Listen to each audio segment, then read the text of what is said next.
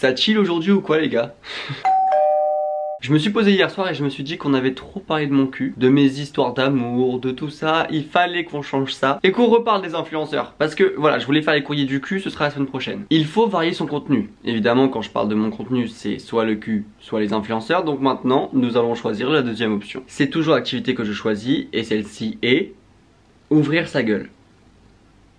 Voilà. Il y a genre 2-3 semaines, je suis tombé sur une vidéo de Johan Paps qui disait en 2022 faut arrêter. Et en fait, je me suis posé dans la vidéo et je me suis dit, mais pourquoi tu ferais pas ça version influenceur? Dans un premier temps, j'ai réuni ce qui moi m'énervait et ensuite j'ai fait une story pour vous demander ce qui vous énervait. J'ai fait un petit méli-mélo et on est parti. Le diable. Y'a qui parle pour faire ça? Est-ce qu'on a hâte des problèmes?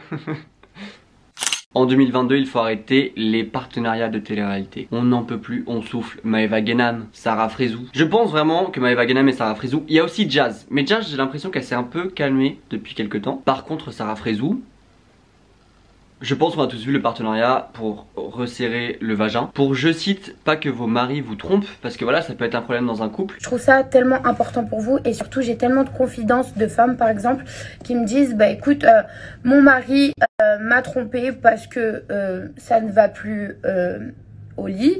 Il y a plein de choses comme ça et c'est vrai que en fait, on n'en parle pas assez et surtout qu'on vous propose pas assez de produits naturels qui pourraient vous aider à vous les femmes. Donc faut savoir les meufs que déjà je vais vous montrer les produits. Donc là c'est des capsules de resserrement intime. Donc ça c'est pour resserrer vos parties intimes. Encore une fois, ce qui est dérangeant c'est que beaucoup de jeunes les regardent et qu'à chaque fois les partenariats sont de plus en plus stupides. C'était comme Maëva Guénam qui avait parlé de faire des injections pour avoir un vagin d'un individu de 14 ans ou quelque chose comme ça. On marche sur la tête. Évidemment cette vidéo elle est pour rire etc, on rigole haha, mais c'est très grave. Et ça va évidemment conduire à des complexes au fur et à mesure de l'adolescence, alors que c'est des choses invraisemblables qui sont dites. Et c'est malheureusement pas la seule chose que Sarah Frézou a faite, elle s'est plâtré le ventre, voilà, pour perdre du poids. Elle s'est posé un plâtre genre. Et elle en a fait une story, elle l'a partagée. Tu sais que je rigole quand j'ai dit j'étais en train de me plâtrer.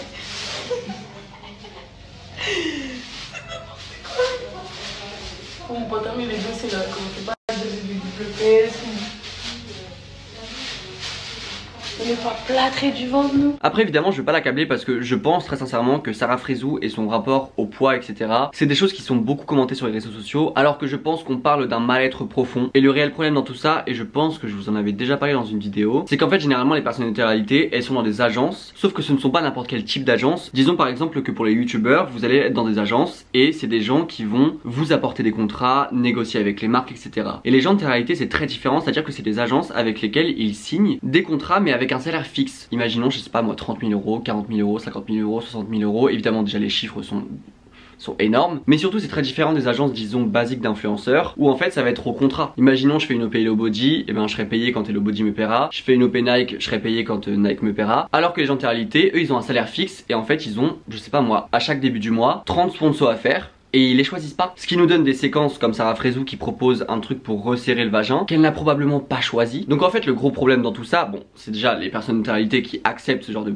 procédures qui sont honnêtement dantesques, parce que en soi en fait tu peux pas promouvoir quelque chose sans avoir étudié le bail. Enfin je veux dire puis de toute façon faut pas non plus être Einstein pour comprendre qu'il y a des choses dont tu ne peux pas faire la promotion, enfin, c'est surtout ce genre de choses. Mais disons que le problème de fond ça va être les agences qui vont proposer ce genre de bail. Évidemment ce seront des partenariats qui vont être à l'appel et donc ça va mener à des Jazz qui fait une promotion pour une coque de téléphone qui se colle à la vitre, la coque va tomber. Il y a des choses qui sont plus drôles que d'autres et dans le cas de Sarah Frézou ou de Maëva Guénam qui propose des injections, bon là c'était pas par rapport à une agence, hein. Là je pense que c'est elle qui a eu un partenariat avec un médecin esthétique, ce qui est encore une fois très discutable. Mais en plus il y a un plus gros problème, c'est que beaucoup de bad buzz créés par les personnes de télé-réalité sont totalement calculés. On va pas se le cacher, les gens de télé-réalité adorent qu'on parle d'eux et c'est aussi comme ça qu'ils ont été connus, parce que la plupart des gens qui sont extrêmement suivis maintenant sur les réseaux tels que Instagram etc, c'est parce qu'ils ont fait des séquences genre mythiques à la télé, bah Nabila, Maëva Guénam, et pour moi la phrase bad buzz, bon buzz, l'important c'est qu'on parle de moi, très sincèrement ça va très bien aux gens de télé-réalité parce que eux en ont rien à foutre. Comparé aux influenceurs qui peuvent très vite être cancel et ensuite ils tomberont dans l'oubli, les gens de télé-réalité y a pas ça. Et en plus avec les saisons de télé-réalité qui sont renouvelées, ils ont toujours une couverture médiatique, donc ils perdent pas réellement d'abonnés, ils perdent même pas généralement de l'engagement. Donc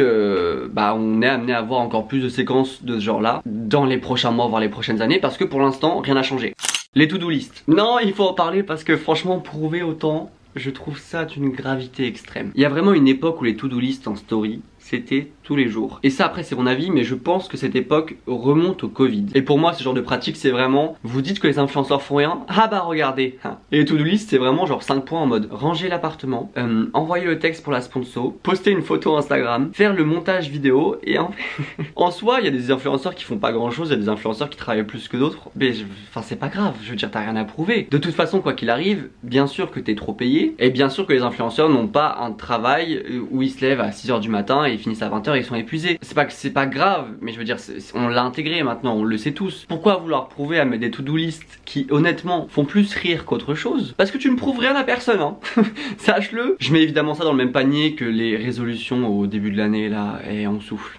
Franchement, des résolutions. Il y avait des résolutions en mode travailler sur mon projet secret, 3 petits points.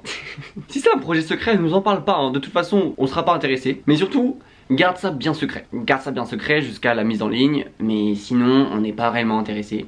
Ça il me semble en avoir déjà parlé, mais se faire passer pour quelqu'un de précaire alors que tu gagnes 10 000 € par mois, voire que tu es millionnaire. Oui, Inoxtag, je te parle. Et je vous vois venir, hein. Je n'ai rien contre Inoxtag personnellement. Mais par exemple, il a tweeté, ça va couper l'eau à l'essence maintenant, hein. C'est pas possible. Le Boog est millionnaire à 20 ans. Je ne sais pas quel âge il a, il doit avoir 20 ans, 19 ans, 21 ans, que sais-je. Mais ce n'est pas le seul, hein. Il y avait aussi Dana Situation qui était passée dans l'émission Click. Et il y avait une question en mode le truc le plus fou financièrement que tu aies fait. Et Dana Situation avait dit, oh bah louer un appartement sur Paris, un truc comme ça. Votre dernière folie financière? Bah, je loue un appart à Paris, donc je crois que c'est une folie financière. Et bon, Lena Situation est millionnaire aussi. Et je capte ce qu'ils veulent faire. Et c'est évidemment pas les seuls, hein. J'ai cité Lena Situation et Inoxtag, mais il y en a beaucoup qui le font. Par exemple des youtubeurs qui font des hauls et qui disent, ah mais je suis ruiné. T'as dépensé 20 000 € en un haul, mais tu n'es pas ruiné réellement, puisque le prochain mois les caisses seront renflouées. Évidemment ce qui est recherché c'est être proche de son public. C'est de se montrer comme une personne dite normale. On ne parlera pas du débat de est-ce que influenceur est un travail, mais bref ce n'est même pas la question. Juste tu n'as pas un travail conventionnel. Tu gagnes des sommes énormes, surtout quand tu as 100 000, 200 000, 300 000, 1 million d'abonnés. Tu es riche, voilà, tu es même très riche. Mais ils ne veulent pas briser la chose qu'ils ont avec leur communauté. Notamment la situation qui, elle, avait un peu cette image de grande sœur au début de YouTube. Enfin, quand elle a commencé à vraiment s'épaire, elle avait cette image de grande sœur, de personne simple. Mais je veux dire, pour moi, l'argent n'empêche pas d'être simple. Mais évidemment, dans l'inconscient des youtubeurs, s'ils montrent qu'ils sont riches, alors qu'ils le sont, qu'ils ont des habitudes de personnes, disons, très privilégiées, à savoir, à 21 ans, avoir, je sais pas moi, 15 sacs de luxe, bah, c'est des choses que très peu de personnes peuvent se permettre. Et moi, je préfère voir un youtubeur qui te dit la vérité en face, qui te dit qu'il a de l'argent et qu'il l'assume totalement. Il me semble que Squeezie lui avait assumé qu'il était millionnaire et je trouve ça génial parce que de toute façon tout le monde le sait, tu ne trompes personne. Alors que ce bail de se faire passer pour quelqu'un de précaire, après Inoxtag et Lena Situation par exemple, on peut les faire passer pour des gens qui ont la valeur de l'argent et du coup c'est pour ça qu'ils disent ça. Alors oui, mais on souffle. Parce que non, il y a des gens et beaucoup de gens pour qui l'argent est un réel problème et la plupart des influenceurs n'ont pas ce problème là. Donc juste fermez vos gueules. Oui. C'est intéressant le point de vue. Ceux qui posent des questions à les gens de poste et qui font genre ils s'intéressent à ta vie. Ça vraiment c'est mes préférés, ça va te poser une photo Instagram, je sais pas moi, assis sur un banc. Et ça va te dire, vous aimez les glaces vous mes amours? Vous préférez quelle couleur entre le marron et le bleu? Vous aussi vous aimez pas quand il fait froid? Et puis à chaque fois évidemment c'est pour améliorer le référencement sur Instagram. Alors que je pense très sincèrement que l'algorithme est tellement compliqué sur Instagram qu'en réalité ce genre de choses ça ne sert pas à grand chose. Je sais pas si je vous l'ai déjà dit parce que je parle beaucoup dans mes vidéos et je ne peux pas me souvenir de tout ce que j'ai dit. Mais il y a un moment où Instagram faisait des conférences avec toutes les agences tous les mois presque pour les tenir au courant des dernières actualités au niveau de l'algorithme etc. Parce que Instagram, l'algorithme change absolument tout le temps. C'est très compliqué de comprendre l'algorithme d'Instagram. Personnellement je ne le comprends pas et j'en ai rien à foutre aussi. En 2022 il faut arrêter de profiter de l'actualité pour faire des vues. Et oui Thibaut InShape je te parle. J'allais dire pour ceux qui ne connaissent pas Thibaut InShape, mais je pense que le Boog on le connaît. Vous vous rappelez de ses vidéos à 36 €? Ça c'était une époque de YouTube aussi hein. Et il y a pas si longtemps que ça, Thibaut InShape a fait une vidéo sur la routine sportive de Poutine. Je pense que vous savez ce qu'il se passe actuellement. Donc déjà l'idée de vidéo est très bizarre mais c'est pas étonnant, Thibaut InShape il a toujours fait ce genre de choses. Mais honnêtement regardez ça ensuite on en parle. Donc respect monsieur Vladimir Poutine pour votre entraînement. Mais par contre ce qu'on aimerait par-dessus tout monsieur Vladimir Poutine, c'est la paix. Et pour vous qui regardez ma vidéo YouTube et qui souhaitez perdre du poids ou prendre de la masse, tout se passe sur notre application de sport chez Epu. Est-ce que j'ai vraiment besoin de m'en rajouter? Le Boog fait une vidéo sur la routine sportive de Poutine. Ensuite il demande la paix. Et ensuite il en profite pour faire un petit placement pour son application. Évidemment il a supprimé hein, la vidéo parce que bah, oui les retours étaient mauvais. Après tu es Thibaut InShape, arrête. Encore une fois j'en rigole mais ça me fait pas du tout rire dans le fond. Parce que Thibaut InShape c'est pas du tout la première fois qu'il fait ce genre de choses très controversé. Et quand il a supprimé la vidéo, il a dit que c'était une maladresse et qu'il ferait attention la prochaine fois. Il le fera pas du tout. Dans 2 mois, on entendra une autre vidéo de Thibaut InShape dans le même genre. Bah je baille fort. Je baille très très fort. Les stories en mode Pray for Ukraine et 2 minutes après, coucou mes amours, j'ai un code promo. Et ça du coup j'ai nommé le faux militantisme. Alors bon, je sais que ce point là ça va être un petit peu touchy et beaucoup de monde vont me choper ma veste. Mais personnellement, les stories Instagram avec un fond couleur pastel, avec 5 phrases et juste poster ça et dire enough activism for today, moi ça me gave. En soi je trouve que ça part d'une bonne intention, mais c'est peut-être pas la meilleure manière de le faire. Les petites polices d'écriture mimi alors qu'on parle de personnes qui meurent. Et en plus c'était le cas pour le scandale des Ouïghours où ça mettait des grandes stories, bon encore une fois fond pastel, bleu clair, etc. Au final super bien pour après consommer Zara et de la fast fashion vraiment le lendemain ou faire des hauls sponsorisés avec eux. C'est quelque chose que je rattache beaucoup à Instagram, même si c'est vrai que sur YouTube, je sais pas si vous vous souvenez, mais au début du Covid c'était insupportable. Ah bah vous savez en ce moment c'est compliqué et c'est pour ça que je me suis dit que j'allais vous faire des vidéos parce que voilà je me dois de vous occuper. C'est dans les moments les plus bas qu'on se rend compte qu'en fait le plus important c'est le contact des gens. Vraiment avec le Covid les influenceurs étaient on fire et ils n'ont pas arrêté depuis. Après vous me direz vaut mieux du faux militantisme que rien du tout, mais moi je suis pas d'accord parce que j'ai l'impression que c'est plus pour se donner bonne conscience plutôt que de vraiment sensibiliser les gens. La plupart des choses sont sans source, il y a des cagnottes qui sont créées mais où va vraiment l'argent parce qu'il y a plein de cagnottes où il y a rien du tout. Ça me pose problème, j'aime pas ça. En plus encore une fois c'est une story qui est entrecoupée de 2 moments genre en mode petit déjeuner, Pray for Ukraine et après voilà. Alors j'ai un code promo au bout et ça j'en avais déjà parlé mais je préfère un youtubeur qui se tait plutôt qu'un youtubeur voilà qui te fout des stories avec un fond pastel, qui fait ça une fois pour se donner bonne conscience et qui après passe à autre chose. Alors ça, être influenceur c'est dur vous savez hein. Non mais vous vous imaginez pas, vous pensez que nos vies sont parfaites mais ça ne l'est pas en fait. Quand les influenceurs se rassurent évidemment qu'être influenceur, être un créateur de contenu, ça aussi je sais pas si vous vous souvenez que pendant un moment c'était un vrai débat en mode moi j'aime pas trop le mot influenceur, je préfère créateur de contenu parce que c'est ce que je suis au fond. Ferme ta gueule. Bien évidemment qu'être influenceur, bon bah oui tu travailles parce que tu fais du montage vidéo, tu fais des sponsors donc il y a un brief, il faut apprendre des choses, tu fais des photos Instagram, il faut prendre l'appareil, prendre des photos et tout. Mais être influenceur ne sera jamais plus dur que n'importe quel autre travail, tu vois ce que je veux dire, genre tu te lèves pas à 7 h, t'as pas de patron. Évidemment qu'il y a une espèce de pression, qu'il y a l'anxiété qui peut jouer etc. Mais frère on souffle. L'activité d'influenceur c'est pas dur. Oui il y a une pression, oui les gens commentent ton physique et commentent bien évidemment, mais ça n'équivaut pas au problème d'un travail plus classique disons. Et encore une fois j'ai l'impression que les gens disent ça juste pour se rassurer en fait. Non mais vous pensez que c'est facile mais ça ne l'est pas, d'accord. Oui je suis un pick me influenceur. C'est vrai. Tant en vrai, est-ce que... Oui, je suis un pick me influenceur en fait quand on y pense. Et en plus, généralement, je trouve que les gens qui disent être influenceur c'est dur et tout, c'est les mêmes qui te lâchent des on n'a rien sans rien. Vous savez, on peut réussir si on s'en donne les moyens. Si vous y mettez du vôtre, vous allez y arriver. Non. Non, c'est faux. Quand il dénonce mais qu'il donne pas de nom, soit tu dénonces vraiment, soit tu fermes ta gueule. C'est dit d'une manière un peu agressive, mais je suis d'accord. Et moi directement quand j'ai lu ça, j'ai pensé à Shera. Shera, j'ai rien contre elle. En soi, j'apprécie son contenu, etc. En plus, j'ai vu qu'elle était enceinte. Félicitations à elle, tout ça. Mais c'est vrai que Shera adore dire que YouTube est un monde d'hypocrites, tout ça, sans jamais dire aucun nom. Mais j'ai quelques suppositions. Par exemple, prenons mon cas. Moi, j'en ai un peu rien à foutre. Je dis des noms, je fais des vidéos sur des influenceurs, je parle de cul, etc. Mais je suis pas à un niveau où j'ai 1 million d'abonnés, où je suis en agence, où j'ai des partenariats, ou ceci ou cela. Prenons le cas de Shera. Shera a 1 million sur tous les réseaux je pense, je ne sais pas trop mais j'imagine que oui. Et en soi dénoncer quand t'as beaucoup plus d'abonnés et qu'en plus t'es bien implanté dans le milieu, c'est compliqué. Après je te rejoins sur le fait que bon, soit tu dénonces, soit tu te tais. Parce que oui, dire que YouTube est un monde d'hypocrite, bon déjà t'apprends rien à personne, mais surtout qu'est-ce que ça peut nous foutre si tu nous dis rien de plus. Mais ils ont leur raison dans le sens où quand t'es très implanté, bah ça peut très vite t'apporter des problèmes. Enfin moi on l'a vu hein, j'ai failli avoir chaud à mon cul hein, quand j'ai commencé un peu à parler. Mais aussi ils peuvent juste se taire. Donc oui je te rejoins un peu à 100% au final.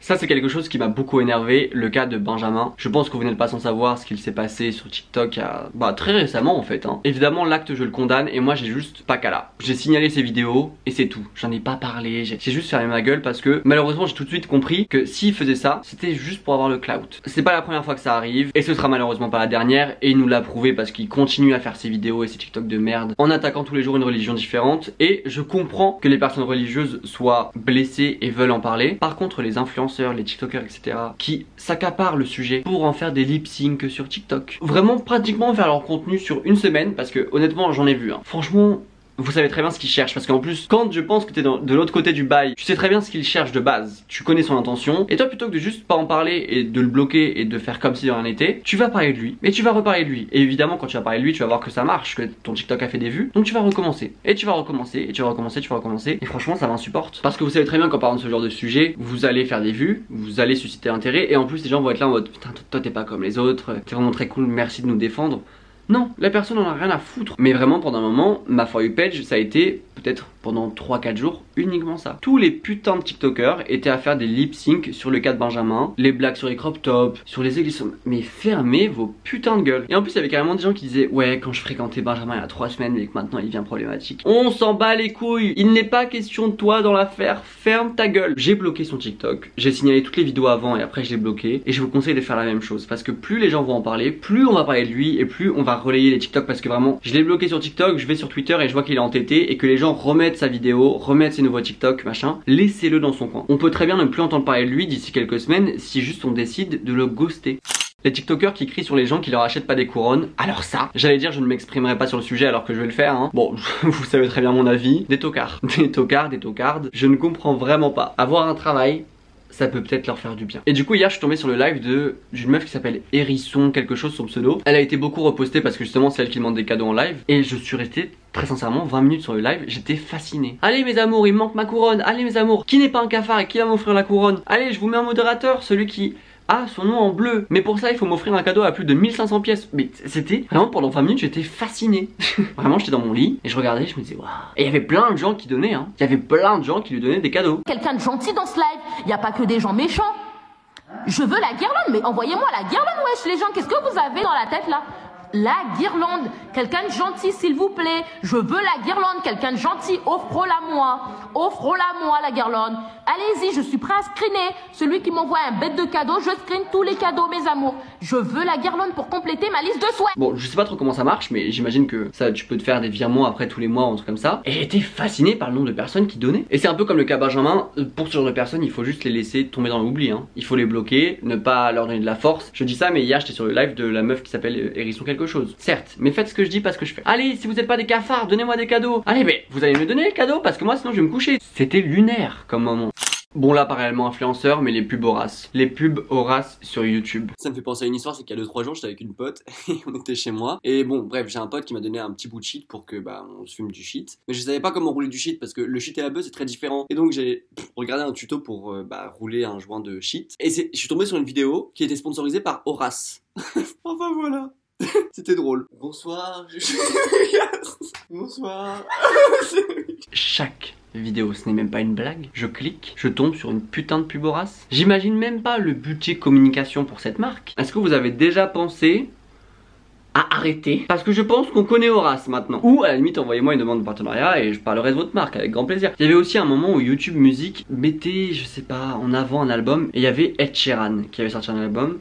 J'avais la pub tout le temps début de vidéo. Et bien cette période là, il y avait déjà les pubs Horace. Et elles sont toujours là. Fatigué est un terme tellement petit face à cette situation. En 2022, faut arrêter de choper la veste de la situation pour un rien. Lena Situation se fait vraiment harceler toutes les 2 semaines. Là, je sais pas si vous avez vu, elle a sa Barbie, c'est génial pour elle, on est très content. Quand j'ai vu le post, j'étais très content pour elle. Évidemment, elle s'est fait harceler. Elle a coupé ses cheveux, elle s'est fait harceler. Elle a emmené Seb, je ne sais plus où, en vacances. Mais sauf qu'il y avait un match, etc. Elle s'est fait harceler. Peut-elle respirer? Angel Phoenix et Lena Situation, c'est quand même dingue. J'imagine même pas les maux de tête qu'elles ont à la fin de la journée parce que ça devrait être crevant d'être dans leur peau. Des fois il faut juste poser son téléphone et toucher de l'herbe. En 2022 et surtout à plus de 30 ans, faut arrêter de créer des dramas. Parce que le drama Cyprien Squeezie là, wow. En fait, en soi, dans un sens, je me suis dit, putain, ça c'est un énorme truc. Parce que Cyprien, parce que Squeezie, parce que toute notre enfance en soi. Mais en fait, c'est tellement sur du vide. Évidemment, si vous n'avez pas vu ça, même si j'en doute, je vous mets la séquence. Pour la raison suivante, c'est que en fait, depuis 2 ans et demi, Lucas m'a enlevé de sa vie. On va dire, plus de nouvelles, plus de trucs, plus de... Et c'était pas mon choix, je pense qu'il voulait évoluer sans m'avoir dans son entourage, donc voilà, c'est ce qu'il a fait. Suite à ça, la séquence a été postée sur Twitter. Wartek a dit, comme un air de déjà vu, tiens, pardon mais vous avez tous plus de 30 ans. on est où là? Surtout il n'y a pas de drama, enfin juste Cyprien Squeezie ne se parle plus et apparemment Squeezie ne parle plus non plus à Wartech. Parce que évidemment moi je me suis délecté un peu des tweets et tout, c'était drôle pendant un moment, mais ça a duré beaucoup trop de temps pour un truc aussi éclaté que ça. Squeezie a carrément tweeté sur l'affaire. De toute façon Cyprien savait très bien ce qu'il faisait en parlant dans la vidéo, hein, il savait ce qui déclenchait. Soit vous nous faites un vrai drama et là vous nous donnez des screens de messages, des embrouilles, des vidéos volées où ils sont en train de s'embrouiller dans la rue, soit rien du tout. Parce que moi je suis resté sur ma faim, très sec comme drama, rien du tout. Écoutez, je pense que tout a été dit. J'espère que cette vidéo vous a plu. Si c'est le cas, vous savez, un petit pouce bleu, commentaire de référencement, tout ça. Ça fait toujours plaisir. J'ai tellement parlé que là, ma caméra est en train de clignoter parce que je n'ai plus de batterie. Donc je vais essayer de faire vite. Merci beaucoup. Je vous aime. C'était trop cool de vous revoir. On se dit à la semaine prochaine peut-être ou à la semaine d'après. Les influenceurs, s'il vous plaît, portez pas plainte contre moi. Prenez soin de vous. Bonsoir. Voilà. Merci d'avoir été là. On se retrouve plus tard. Voilà. Gros bisous. Et puis bisous.